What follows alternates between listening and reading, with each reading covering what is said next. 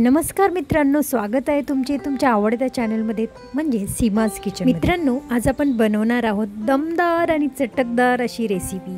ते सुद्धा आपण उरलेल्या भाताला एक नवीन आयुष्य देणार आहोत। कधी तुम्ही विचार केलाय का की या भातापासून सुद्धा एक नवीन पदार्थ तयार होऊ शकतो? बरेच जण काय करतात, फोडणीचा भात करायचा किंवा त्याला लेमन राईस वगैरे करायचा आणि तो अशाच पद्धतीने गरम करून सुद्धा बरेच जण खातात।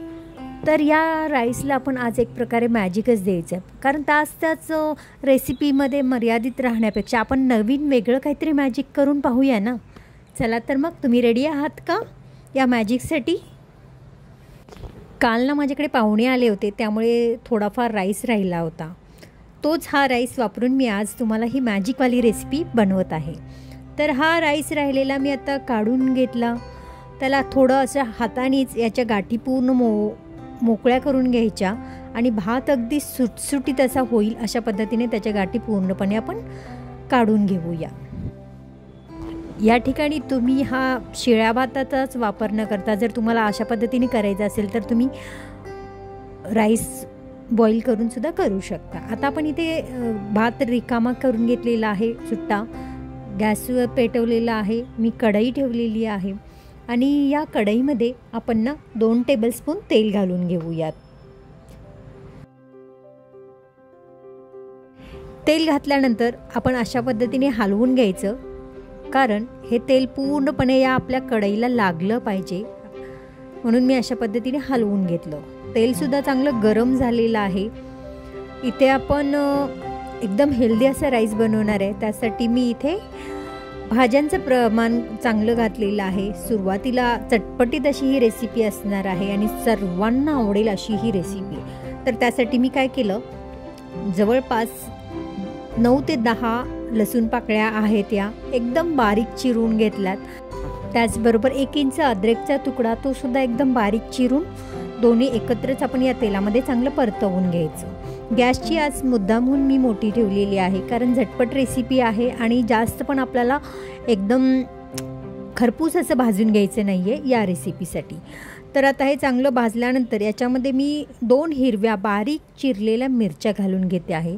या मी मुद्दाम कमी घातलेल्या आहेत, कारण याच्यामध्ये अजून आपल्याला थोडाफार मसाला जाणार आहे, त्यासाठी मी थोडाफारच म्हणून मी इथे हिरव्या मिरच्यांचा वापर केलेला आहे।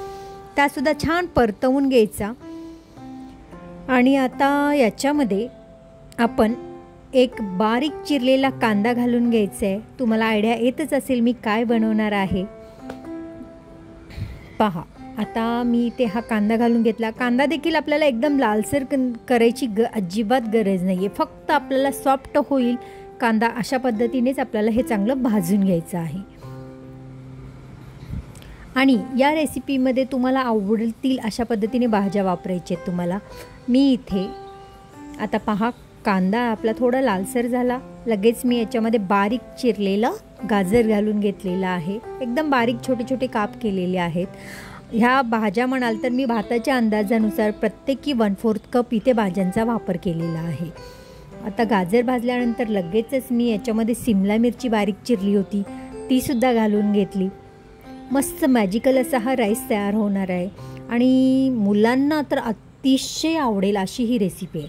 त्याचबरोबर आता याच्यामध्ये मी 1/4 कप फरसबी देखील बारीक चिरून घेतलेली आहे, ती घालून घेते आणि त्यानंतर बारीक चिरलेला कोबी, जो सर्वांच्या नावडीचा असतो, पण या रेसिपीमध्ये सर्वांनाच आवडेल अशी ही रेसिपी या कोबीवाली रेसिपी आहे। आणि कोबी अशा पद्धतीने खाल्ला जाईल याचा सुद्धा कोणी विचार करू शकणार नाही। बऱ्याच जणांना कोबीचा वास आला तरी ते कोबीची भाजी खायला तयार होत नाहीत, आणि ही रेसिपी म्हणाल तर या रेसिपीवर तुम्ही तुटून पडाल, कारण अशा भाज्या आपण घातल्या तर ही रेसिपी नक्कीच मुलांना आवडते।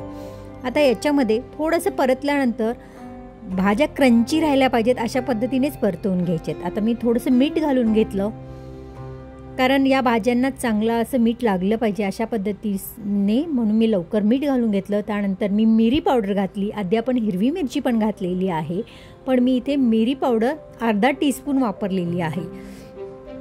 इथे भाताच्या अंदाजाप्रमाणे मी मसाले वापरलेत। आता आपण हे भात जो रिकामा करून ठेवला होता, गाठी फोडून ठेवला होता, त्या घालून घ्यायचं राईस या फोडणीमध्ये. त्यानंतर आपल्याला व्हेज फ्राईड राईस बनवते, तुम्हाला आयडिया आलीच असेल. आता याच्यामध्ये मी ऑलरेडी म्हणजे इथे मी अजिबात सोया सॉस भाज्यांमध्ये मिक्स केला नाही, कारण भाज्यांचा कलर चेंज होईल म्हणून मी भातावरती सोया सॉस घालते.